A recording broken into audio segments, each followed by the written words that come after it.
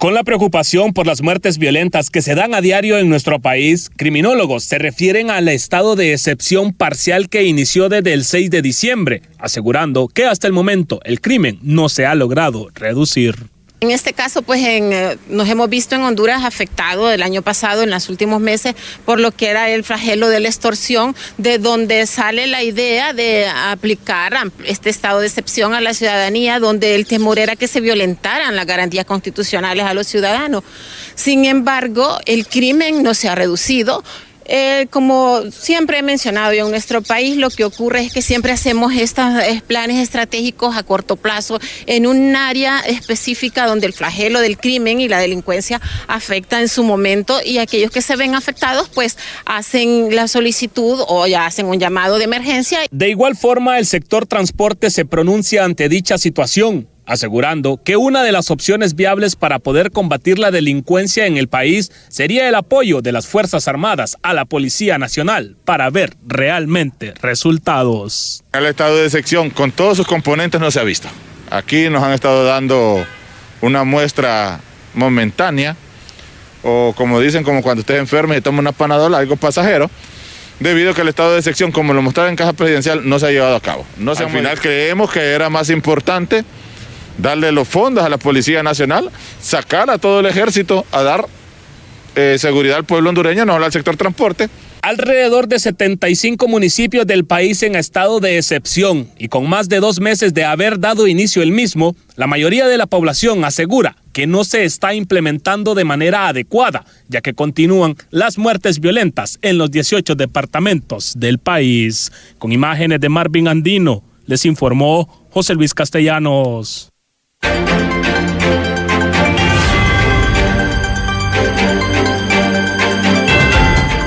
Gracias por estar con nosotros aquí en Diálogo de Impacto. Ese tema que nos preocupa a todos, porque la inseguridad, la violencia, nos afecta no solamente físicamente, sino que también mentalmente. Y es por eso que los hondureños siempre andamos estresados. Y hay que reconocerlo. Muchas veces, cuando suceden este tipo de hechos violentos, por ejemplo, estas masacres que son tan consuetudinarias, tan consecutivas, quedamos hasta traumados, nos da miedo. Nos parece que nos va a suceder algo porque vamos a estar en el momento, en el lugar y en la hora equivocada. Pero realmente nos preocupa el hecho desde que desde el 6 de diciembre del año pasado, digamos como 55, 56 días, más de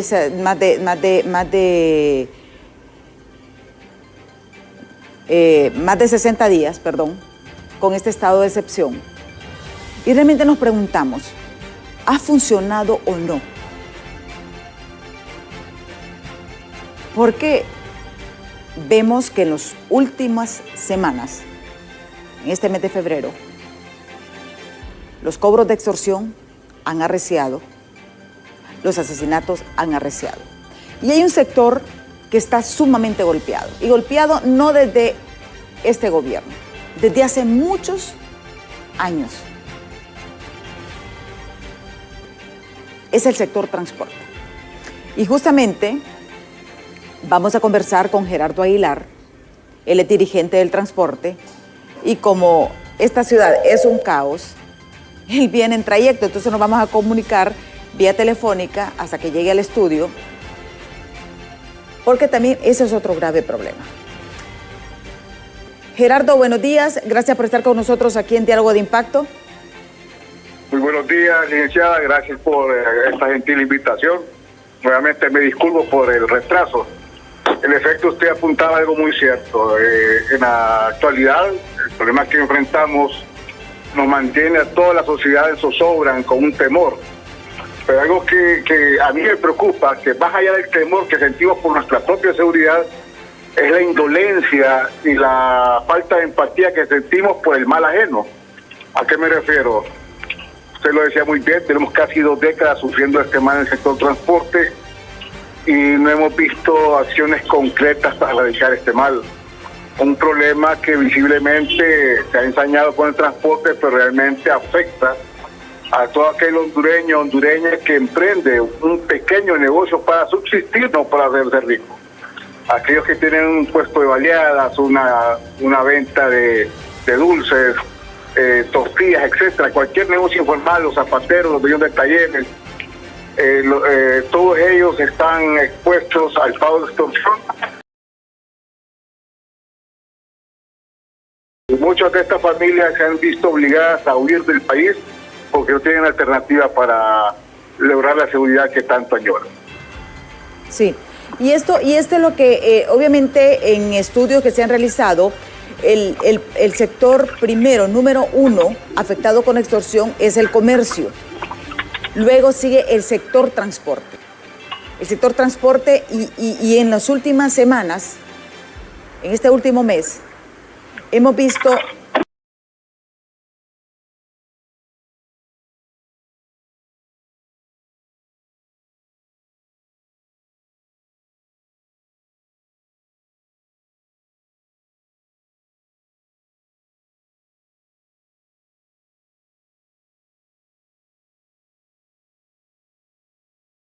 reacción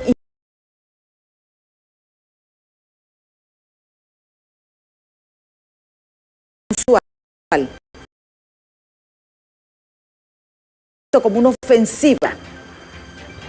ofensiva de parte de estos grupos organizados, porque hemos visto no solamente el pago de la extorsión, porque eso lo vamos a hablar más adelantito, pero muchos asesinatos que obviamente el mensaje, y lo decía por ejemplo, este mensaje es claro, están dando aquí mando, porque eso es lo que sucede cuando ellos ejecutan un tipo de medidas extremas como quitarle la vida a determinados empleados. Muchas veces creemos, o se opina a veces en medios, que un acto de terrorismo dentro de una unidad de transporte es producto de la falta de pago de la famosa extorsión, pero no, cuando fue es un nuevo grupo, una nueva extorsión, una nueva renta, como le llamamos popularmente, que viene a presionar para que se haga un nuevo pago, a presionar, acabar con la vida de uno de nosotros. Y es por eso que nos hemos visto obligados por años a sostener esta organización de garantizar la vida. Debería ser a nivel regional, como en el mundo, y cada vez en las más, no existe en Honduras. Es algo que es realmente uno de los pisotes, una de las más poderosas que se ha vuelto internacional es la mala salvatrucha, que hace referencia a El Salvador, y está muy bien controlado eso. Entonces, por eso es que nosotros pedimos que se busquen las mejores prácticas de tal manera que garanticemos la seguridad de los hondureños que somos honestos, que trabajamos día a día, que realmente somos la gran mayoría del país. Sí. ¿Qué tan efectiva consideran ustedes, Gerardo, el estado de excepción? Porque yo creo que hay que reconocer, llegó en un momento importante en el país, porque tampoco es que todo es malo, no todo es malo. O sea, llegó en un momento que estaba la situación bien complicada. Los meses todos los meses del año. El estado de excepción, perdón, claro, el trasfondo de él es muy bueno. Lo que busca es en las zonas más extremas de mayor peligro, donde se concentran estos grupos criminales, pues hacerles algún tipo de cerco para garantizar o limitar su campo de acción. Sin embargo, por sí mismas estas medidas son insuficientes. Se han manejado estadísticas a nivel de medios donde aproximadamente un 90% de los capturados son liberados porque no se cuentan con toda la instrumentación legal para poder procesarlo judicialmente. Entonces aquí donde nosotros hemos pedido desde hace años una reforma al Código Procesal Penal, ya que debe tratarse el crimen de la extorsión así como se trata el crimen del narcotráfico. ¿A qué me refiero? Cuando una persona es encontrada en posesión de drogas, no requiere de una denuncia, no requiere de un testigo para ser encarcelado y enjuiciado. En el caso de la extorsión, si no hay una denuncia, no se puede proceder. Y algo que ha ocurrido, que a nuestro criterio, que somos una víctima constante, el cambio de mando, de pasar de los militares a la policía, realmente fue negativo. En este sentido, me refiero que antes había un poco más de comunicación, más coordinación. Aquí están aislados, no hay cercanía, no se han empapado del problema, y no quiero satanizarlos, pero realmente nosotros entendemos que todos los cambios son para mejorar, y en este caso realmente no hemos visto resultados positivos. ¿Y cómo los evaluamos? En base a los resultados. Seguimos pagando extorsión, lejos de reducirlas, están aumentando los grupos extorsionistas. Entonces ese es el mejor reflejo de que lo que se está haciendo no está funcionando. Sí, aquí es un punto bien importante. Para ustedes, ¿el delito de extorsión debió manejarse siempre aisladamente, o sea, o que lo manejaran los militares? ¿Había menos pago de extorsión cuando lo manejaban los militares que ahora que la policía? Es que la extorsión ha crecido, y mire, pasó un fenómeno que no entendemos a qué se debe. Esta oleada de extorsión surge porque liberaron a un sinnúmero de personas que estaban encarceladas por extorsión. Y estos no se liberaron porque ya están reformados, llegaron a delinquir y llegaron a recuperar lo que habían perdido. Entonces, se lo digo así categóricamente en simples matemáticas. Lejos de reducir, aumentó la extorsión. Y lo que el seguimiento de una denuncia verbal es ineficiente. Entonces, es más, no hemos tenido ninguna reunión con la Fuerza Nacional de Manes y Pandillas para discutir estos temas. ¿Desde hace cuánto tiempo? No se ha abordado el problema conjuntamente. Entonces, estamos esperando a ver, de repente se están organizando, ahora que se llaman Dipanco. Sí, pero ya tienen un año. Yo creo, Gerardo, que... Sí, yo creo, Gerardo, que no se trata de justificarlo. Yo creo que dos puntos importantes que usted hablaba. ¿Cómo es posible que definan estrategias sin reunirse con los sectores?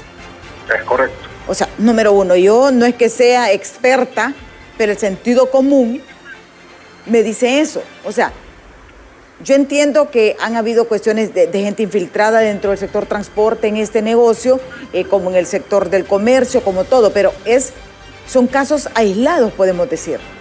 Entonces, la situación es escucharlos, no queda nada. Ustedes nunca se han reunido durante todo el año pasado y este año, en este año, un mes que tiene el actual gobierno, ¿nunca se han reunido con las autoridades anti-extorsión? Con la nueva Dipanco, a menos que esté equivocado, no ha habido ninguna reunión, ninguna convocatoria. Sí hemos tenido reuniones con la Secretaría de Seguridad a otros niveles, pero con esta fuerza que es responsable directa del manejo de la extorsión, no hemos tenido ningún tipo de reunión de trabajo. Sí. ¿Y ustedes con las anteriores autoridades sí mantenían esa constante comunicación? Sí, era permanente. Y yo siempre lo digo, según nuestra Constitución, las fuerzas de seguridad pública son apolíticas. Entonces, a diferencia de una secretaría, a diferencia de un Congreso, incluso una Corte Suprema que obedecen a ideologías o a gobernantes que militan en un partido político, las fuerzas de seguridad, llámese ejército, policía, no son entes políticos. Y por lo tanto, la policía que trabajaba en el gobierno anterior es la misma policía que trabaja en este gobierno. Entonces, no hay razón para decir que es la nueva administración la responsable. La policía y los militares siguen siendo los mismos. Sí. No son empleados que se contraten y se despiden. Ellos tienen una carrera, por lo tanto, ellos deben saber cómo manejar este problema. Y no hemos visto ninguna acción ya responsabilizarlos directamente a ellos. Al menos no se han acercado a nosotros, no entendemos cómo lo están manejando, esperemos que lo estén manejando bien, pero de esta situación no podemos responsabilizar a la presidenta porque ella ha dado la instrumentación necesaria para que ellos actúen, pero repito, entre ellos existe un celo absurdo entre militares y policías, no entendemos por qué razón, pero al final de cuentas esta división lo que ha provocado es que empeore el problema.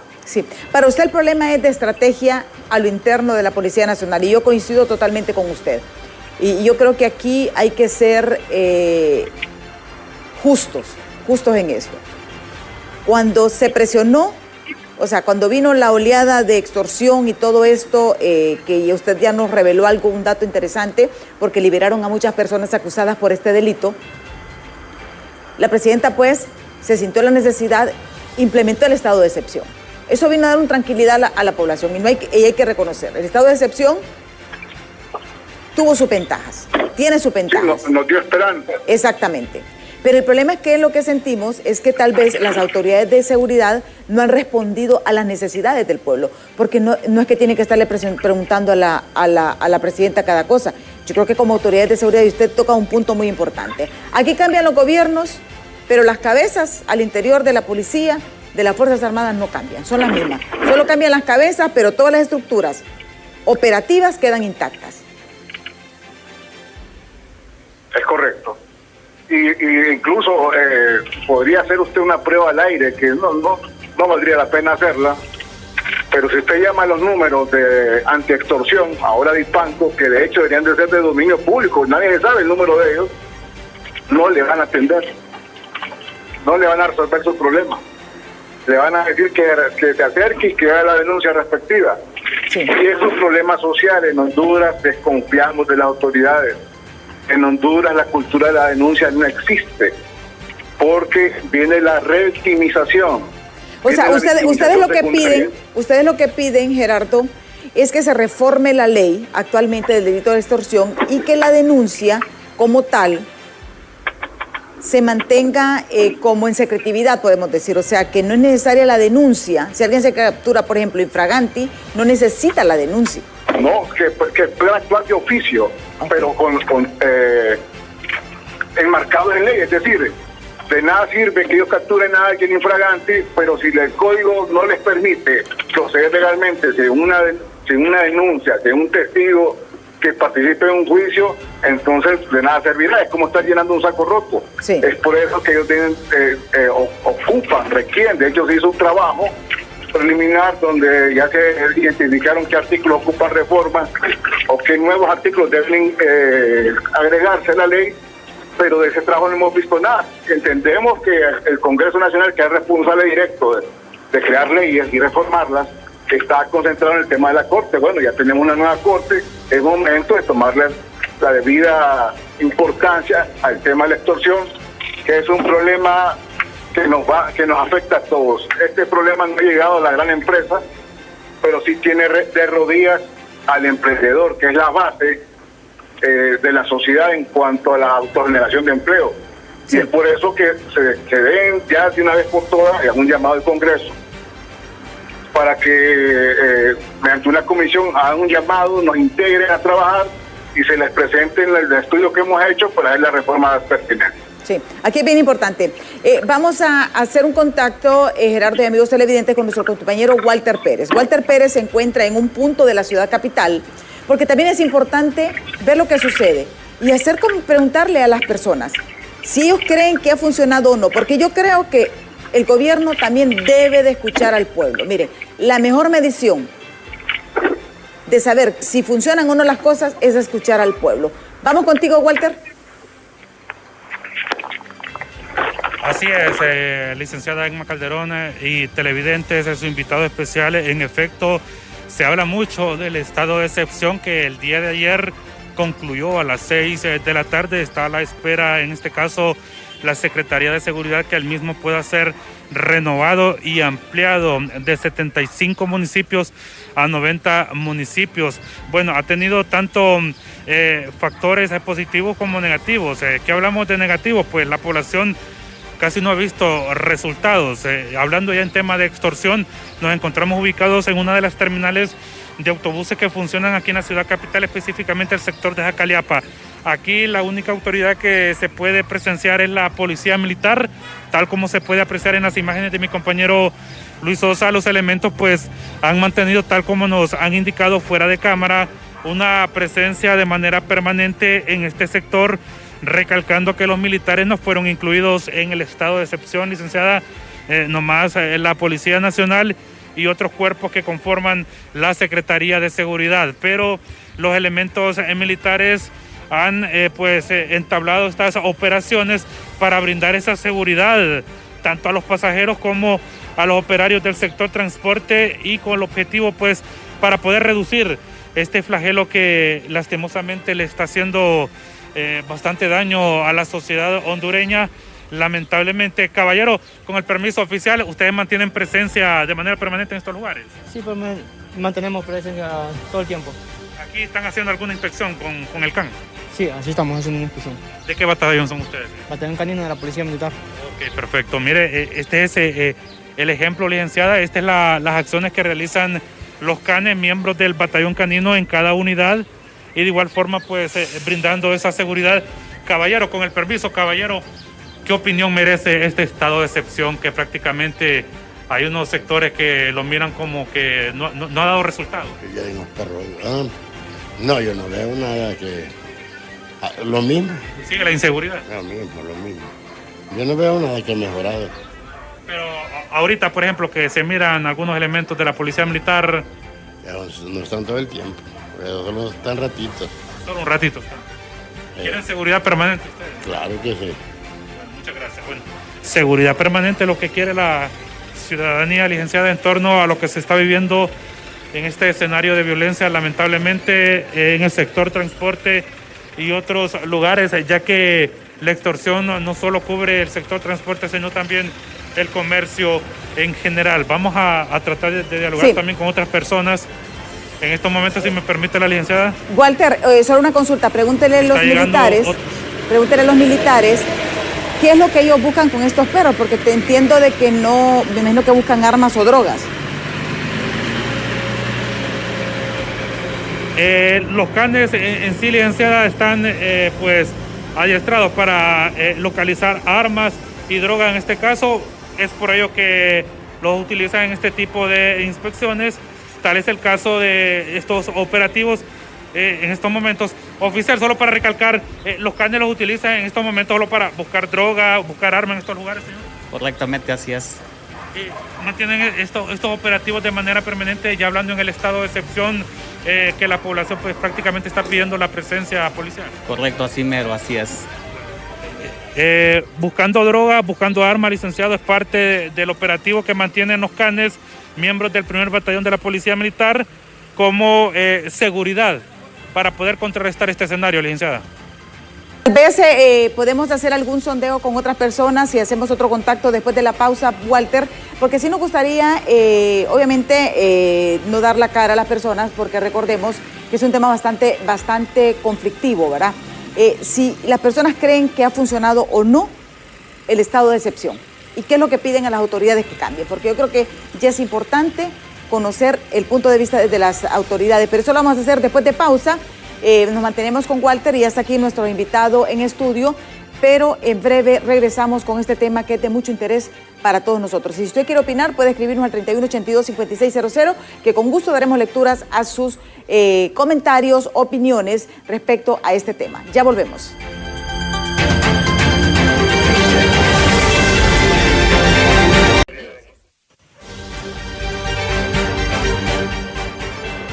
Muchas gracias, televidentes del Diálogo de Impacto. Continuamos con este escenario que se está viviendo en el país. Lamentablemente, el tema de la extorsión, sabemos que se ha aplicado el estado de excepción, mismo que concluyó el día de ayer. Se espera que se pueda ampliar, pero el escenario sigue siendo el mismo.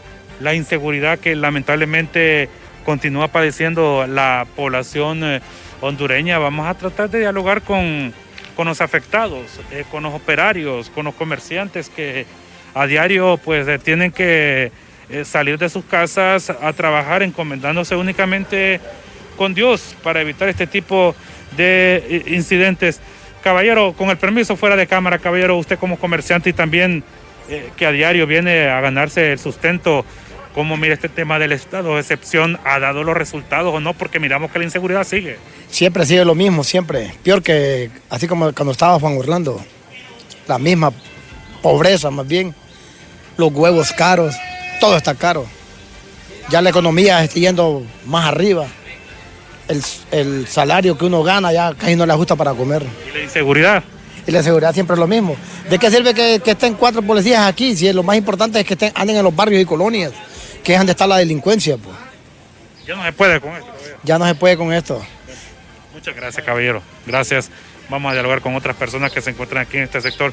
Caballero, con el permiso, caballero, y fuera de cámara, caballero, usted como hondureño que a diario pues se gana el sustento, ¿cómo mira este estado de excepción? ¿Ha dado los resultados? Porque miramos que la inseguridad sigue lo mismo. No, siempre sigue lo mismo. El pueblo salve como pueda. La verdad que aquí solo son pura política. Aquí solo Dios con uno. Solo Dios con nosotros, porque realmente que tal vez la seguridad sí existe para esa gente millonaria, esa gente que paga, que anda con su seguridad, pero nosotros estamos... Para los pobres no hay. Para nosotros no hay nada. Miramos que se sigue cobrando la extorsión, siguen matando a las personas. Pues eso sí no sé, la verdad que eso no sé, lo que sí sé que aquí pues en este país hay mucha inseguridad. Muchas gracias, caballero. Bueno, son parte de las reacciones, clamando el pueblo hondureño por la seguridad que se ofreció en su momento. Caballero, fuera de cámara, usted como comerciante, ¿cómo mira el estado de excepción? ¿Ha dado los resultados? Porque la inseguridad sigue. No sirve la seguridad en este país. Aquí solo con Dios el pueblo. Solo con Dios aquí no sirve para nada la policía. De nada sirve que estén algunos elementos aquí. ¿Quieren presencia permanente? Sí, permanente. Bueno, muchas gracias. Permanente es lo que pide licenciada, televidentes, compañeros en estudio. Permanencia es lo que exige el pueblo hondureño de elementos en temas de seguridad, tanto en este sector donde nos encontramos ubicados como en distintos sectores de la ciudad capital. Con este importante contacto, retornamos a estudios principales. Buenos días. Gracias a Walter Pérez por ese informe, porque eso es lo que queríamos escuchar. Ya está con nosotros aquí y en estudio, pues, Gerardo Aguilar, dirigente del transporte. Eso es lo que queríamos escuchar. ¿Qué opina la gente? Y es lo que debe, señor ministro de Seguridad, es lo que usted debe de escuchar a la población, lo que opina. Porque eso le va a dar información para ir midiendo su estrategia. Ha sido buena, pero no suficiente. Y esa es parte de la exigencia. Y yo creo que debe de abrirse y escuchar a los diferentes sectores, especialmente el hondureño de a pie. Ustedes como sector transporte, Gerardo, ¿siempre han continuado pagando extorsión? Eso ha sido permanente, eso no ha cambiado por décadas. Alguien preguntaba, porque mucha gente no conoce este tema y es entendible, preguntaba, ¿cuáles son los transportistas que pagan extorsión? Todos. No hay transportista que no pague extorsión, y estoy hablando de todas las modalidades, taxis, mototaxis, buses urbanos y buses interurbanos. Todos pagan extorsión. Y esta situación no ha cambiado, incluso, ya que usted menciona al ministro de Seguridad, recuerdo que tuvimos una reunión con él, y él nos decía, no quiero ser imprudente, que tenía identificados algunos dirigentes de transporte que están involucrados con el tema de extorsión.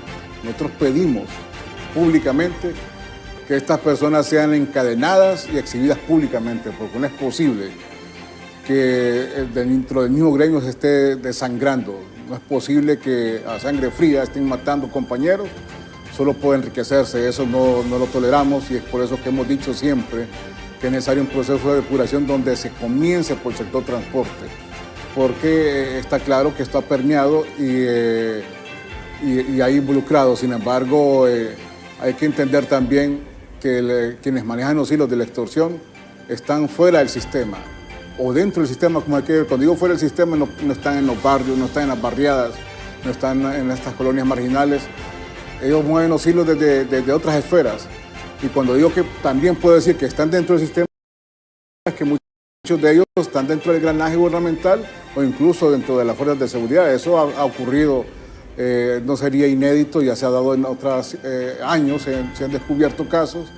Por lo tanto, el trabajo más de allá, que sea de impacto, de visual, se tiene que hacer un trabajo de inteligencia en lo profundo. Y nosotros estamos queriendo colaborar de la mejor manera, y es por ello que el día de hoy vamos a tener una muestra de cómo se funcionarán todos estos dispositivos electrónicos de seguridad. Siempre se ha dicho que para controlar la inseguridad en transporte se quiere contar de GPS.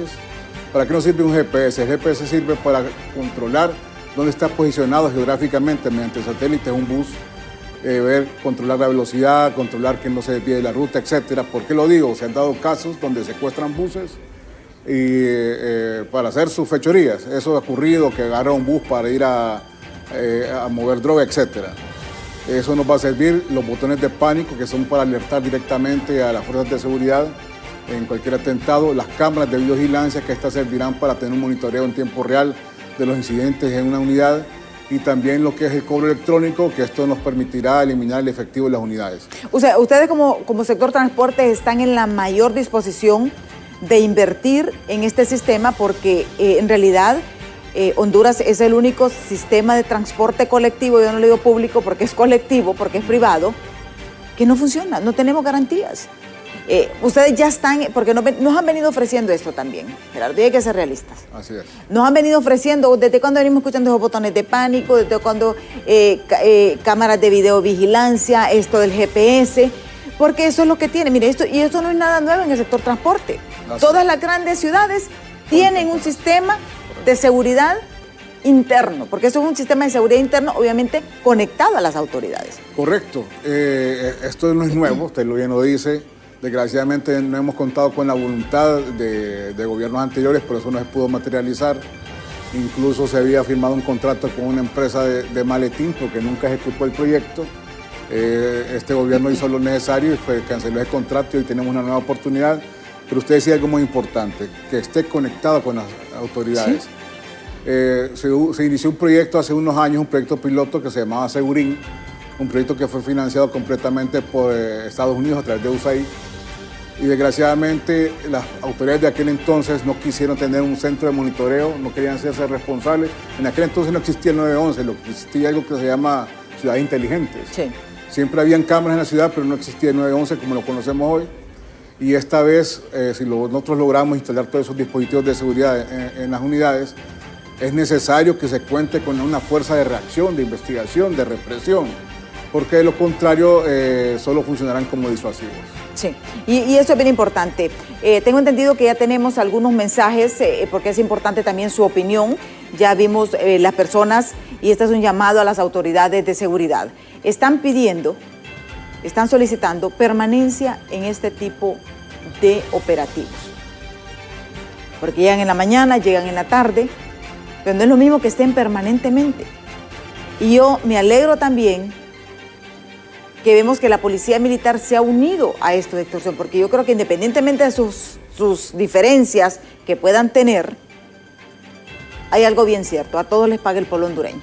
Correcto. A todos les pagamos nosotros, con nuestros impuestos. Mire, cada vez que usted va a comprar, ese 15% de impuestos sobre venta es para eso. Todos pagamos esa tasa de seguridad, es para eso. Entonces, ellos se deben al pueblo hondureño.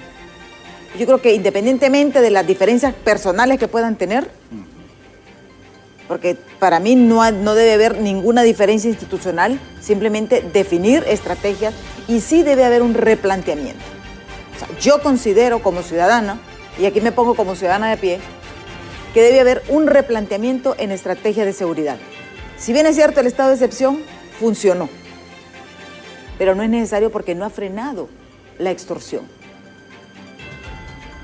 Y eso es lo que deben de escuchar el señor ministro de Seguridad, porque para eso lo designó la presidenta. Yo creo que aquí es de ir ya con señalamientos a cada uno de los ministros. ¿Que hay que replantear el estado de excepción? Eso es muy cierto. Vamos con los mensajes, algunos mensajes que ustedes nos han escrito para que podamos pues darles la oportunidad de conocerlo. Dice, el estado de excepción es un fracaso desde que el ministro anuncia dónde se realizarán los operativos. En guerra anunciada no hay muertos, como dice el refrán. ¿Ustedes coinciden con eso? Sí, mire, el pueblo es sabio, es algo de sentido común. Ellos son expertos en la materia, formados en academias militares de otros países. Ellos sabrán por qué lo hacen, pero con el sentido común nos dice cómo le vamos a anunciar al delincuente que vamos a ir a capturarlo, a esperarlo en la esquina de su casa. Eso no puede ocurrir. Y quería apuntar algo, al final de cuentas hay que entender que la sociedad nos divide en estratos, pero somos un solo pueblo. Todos tenemos un familiar que se dedica al transporte. Todos tenemos algún familiar que es militar. Todos tenemos algún familiar que es comerciante. Este mal nos afecta a todos y no podemos ser indolentes. Incluso aquel que tiene su empleo, que goza de un salario y no le preocupa que sea extorsionado, cuando el dueño del negocio que lo contrata cierre operaciones porque no puede pagar la extorsión, se quedarán sin empleo. Y no sé si algunos recordarán, de aquí de Tegucigalpa, había un mercadito muy famoso cerca del estadio. Recuerdo que le sacaron un reportaje grande en uno de los periódicos. Un mini supermercado emblemático que por años existió, cerró porque no pudo pagar extorsión el señor, que sacó préstamos para pagar la extorsión, después no pudo pagar los préstamos y terminó cerrando el negocio. Esa es la historia del día a día de todos los comerciantes, de todos los transportistas, y como decía anteriormente, también la oleada de migración es porque mucha gente está huyendo del peligro. Y es donde tenemos que replantear, como usted dice, las políticas de seguridad, la estrategia de seguridad, qué hacer. Siempre le hemos dicho, sabemos dónde están los delincuentes, sabemos dónde viven, están identificados. ¿Por qué no se actúa? Y no es posible que el sector transporte, porque algunos decían, bueno, ¿y ustedes por qué no lo hacen? Porque no podemos, pues, somos pueblo. Nosotros no podemos tener una fuerza de seguridad privada, la ley no nos faculta. Es un problema. Y en otros países, cuando la sociedad se ha visto acorralada por estos grupos criminales, han creado grupos de autodefensa. Sí. Pero estos grupos de autodefensa con el tiempo se convierten en los victimarios de los que los contrataron, se vuelven grupos extorsionadores, grupos terroristas, grupos delincuenciales. Por lo tanto, los únicos responsables, según la Constitución, de garantizar la seguridad de los hondureños es el Estado. Por lo tanto, nosotros como ciudadanos y como víctimas estamos en toda la disponibilidad de apoyar, pero necesitamos sentarnos para definir las mejores estrategias. Sí. Tenemos más mensajes, vamos a darles lectura. Dice, la pregunta que siempre nos hacemos, ¿por qué no capturan a los toros de la extorsión? Porque el dinero tiene que llegar a un lugar. Sigan el dinero y llegarán a la extorsión. Así es. Nosotros hemos pedido que se hagan estudios patrimoniales, porque existen algunos nuevos ricos, sí, nuevos transportistas que surgen de la nada y nosotros no sabemos, solo por mencionar un ejemplo. Pero sí es necesario también hacer un seguimiento de todo este flujo, porque son miles de millones los que se pagan y realmente se pueden rastrear por el sistema financiero. Muchas de las extorsiones se pagan por transferencia, que parezca irónico. Es que todo entra al sistema financiero, porque usted, aunque usted le entregue en efectivo, al final de cuentas tiene que ingresarlo porque no lo va a mover. Así es. Y si lo guarda en caletas y tienen que aparecer, o sea, exactamente, aquí no hay nada oculto. Hay mucha información y la verdad que algunas cosas no trascienden, pero más allá de eso, el pueblo no le interesa conocer esos detalles, simplemente quiere vivir seguro. Saber que mañana va a salir a trabajar y que va a regresar con vida a su casa. Exactamente. Y nosotros aquí, los hondureños, de cada lempira pagamos como 34, 35 lempiras de impuestos. Casi entre 35 y 40 lempiras de impuestos. Entonces, lo menos que puede hacer el gobierno es retribuirnos eso. Y aquí es donde viene el replanteamiento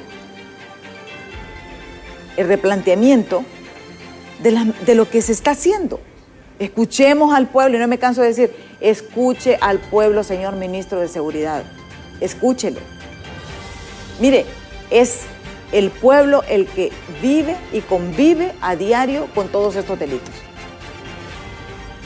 Escuchar no le va a quitar ni un dedo, no le va a quitar tiempo, más bien le va a fortalecer, porque escuchar los diferentes sectores va a fortalecer, porque va a tener información de primera mano, ideas que van a hacer mucho más efectivo toda esta inversión. Porque hay que decir, el estado de excepción es una inversión que está haciendo el pueblo hondureño para mejorar la seguridad. Vamos con otro mensaje. Dice, buenos días, la felicito por su programa. El estado de excepción no ha dado ningún resultado. La extorsión sigue en aumento, venta de droga y las muertes hasta en las colonias con estado de excepción, porque la policía es parte de sus estructuras, porque reciben dinero de ellos. Y ese es un tema también que usted lo planteaba. También dentro del sector transporte, dentro de todos los sectores. Entonces, ¿qué es lo que tenemos que hacer? Lo que plantean ustedes, cambiar las estrategias. ¿Usted cree que es momento oportuno para que el ministro de Seguridad, que es el responsable de estas medidas, cambie de estrategia? Es necesario. Mire, no se puede hacer pública la estrategia, estamos claros de eso. De repente esta es parte de un gran plan posible que sea así. Nosotros tenemos, todavía tenemos esperanza, ¿verdad? Y esperanzas puestas en el Altísimo, no en los humanos, no en las personas. Sin embargo, las autoridades son los únicos responsables de garantizar esta seguridad. Si estas estrategias no funcionan, hay que replantearlas o cambiarlas totalmente. Insisto, nosotros no estamos en ninguna campaña de desprestigio o desinformación, simplemente nos basamos en hechos. ¿Ha disminuido la extorsión? Solo existen dos respuestas, sí o no. La respuesta es no. ¿Se sigue pagando extorsión? Sí. ¿Siguen habiendo asesinatos por extorsión? Sí. ¿Seguimos amenazados por sicariato? Sí. La situación, lejos de mejorar, ha empeorado.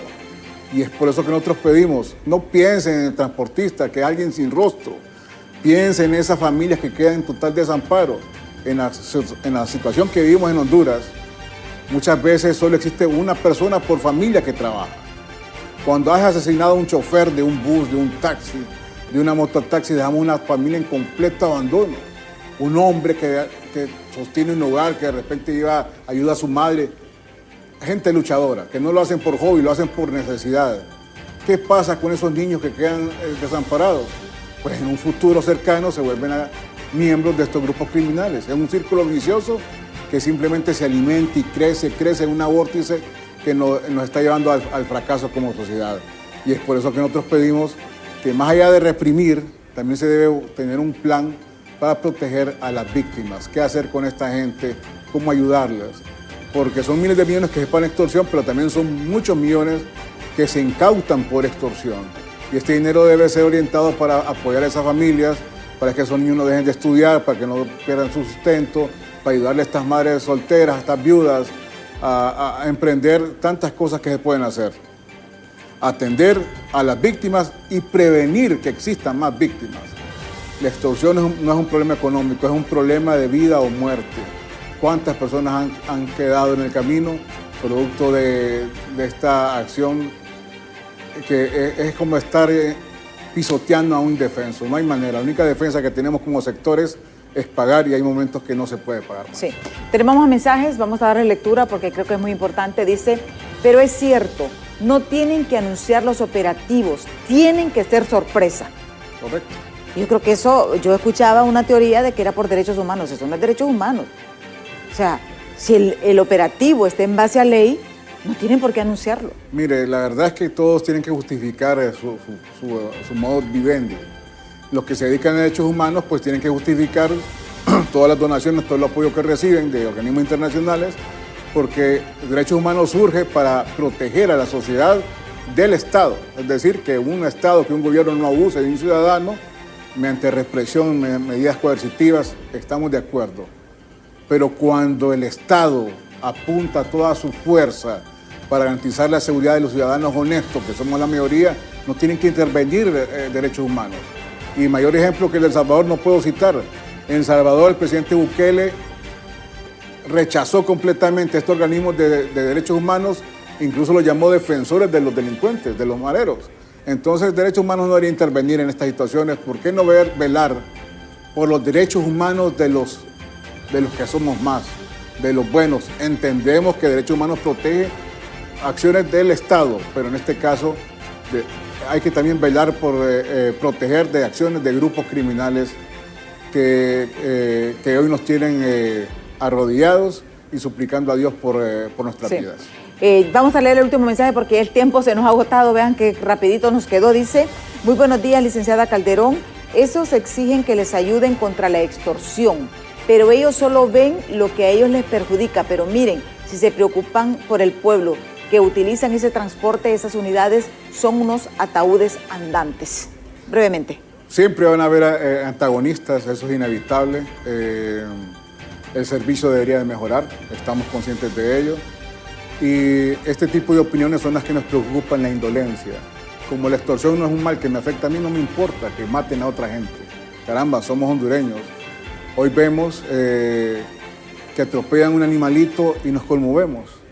Vemos a un hombre desangrado frente a un timón y no nos importa. Sí, debemos atacar este mal, debemos pensar en toda esta gente que ha sufrido, que sigue sufriendo, Y claro que hay que mejorar. Tenemos una deuda con el país, sin embargo en Tegucigalpa se ha invertido. El bus más antiguo de la flota que tenemos trabajando es 2011, tenemos flota 2017, pero de nada sirve tener buses sacados de agencia cuando el servicio también está prestado por delincuentes, porque existen delincuentes. En algunas rutas no hay manera de cambiar a los choferes porque nos tienen sometidos. Es un problema muy grande que no deberíamos de exponerlo en medios. Sin embargo, lo que sí nos afecta a todos es la extorsión. Ya han habido víctimas secundarias, ya se han dado casos documentados donde asesinan, donde pretendiendo dispararle al chofer, asesinan a un pasajero. Hay un caso que no lo olvido, 3 casos que nunca olvido. Una muchacha estudiante de medicina aquí por Los Pinos la mataron. Un niño como de 9 años que subieron los extorsionadores al bus, empezó a llorar por pánico. Caramba, si uno de adulto se le rodan las lágrimas de temor, de la angustia, el niño lloró y lo asesinaron fríamente. Otro muchacho que salió a trabajar porque ocupaba pañales para su niño, lo mataron. Ahí, y su bus lo estrelló por el Zonal Belén, exponiendo la vida de todos los pasajeros. Y casos como ese le puedo mencionar miles. Sí. Hay que procurar, proteger a la sociedad. Nos comprometemos a dar a conocer, hacer otro programa, Gerardo, porque a mí sí me interesa saber la intención de ustedes en mejorar este servicio, en buscar medidas de seguridad de acuerdo a la normativa de Honduras. Porque nos dicen, ustedes no pueden tener guardias de seguridad porque no está permitido, y esas son las cosas que muchas veces nos preguntábamos. Pero vamos a hacer algo sobre la seguridad, algunas políticas que ustedes pretenden implementar para que la ciudadanía, usted que nos está viendo, vea también el esfuerzo de parte de ellos. Pero sí necesitamos que se replantee la estrategia de seguridad. El estado de excepción ha dado sus resultados, pero no los suficientes a las necesidades de este delito en estos momentos que está viviendo el pueblo hondureño. Muchísimas gracias a nuestro invitado, a ustedes televidentes, 1.000.000 de gracias. Los invito a que continúen con la programación de BTV. Yo les espero mañana en punto de las 7 de la mañana aquí en Diálogo de Impacto. Hasta mañana.